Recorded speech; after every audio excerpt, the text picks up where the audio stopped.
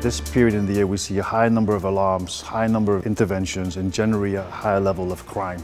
So it's certainly a correlation that exists. It can be small crime, large organized crime. One of the recent trends that we've seen is really a higher demand for copper.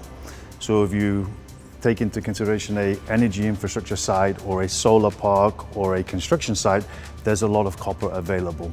And these are real targets for crime these days. And quite often, these sites are not protected well enough, so it can be an easy target.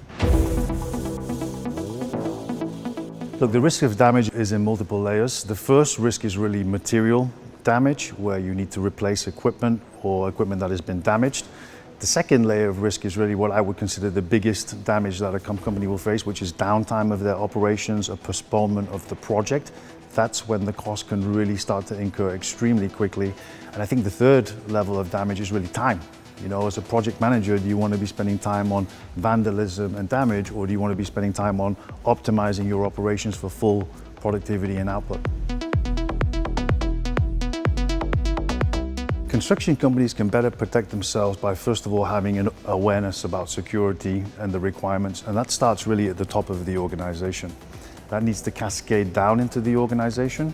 Eventually you build a site security plan, which can involve, making sure you know who is on site or off site at any given time, having good perimeter management with fencing, but also having containers to store your expensive equipment in the evenings, and really having good discipline around that whole system. The third level of security is real-time surveillance, where you would install a camera system which is connected to an alarm center. This acts in two ways. One is a deterrent, which really stops a lot of crime, but also gives the ability for a company to respond quickly if anybody does intrude on that site.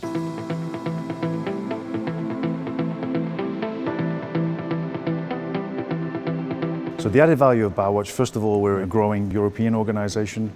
So we can work with our customers within a country, but also across borders.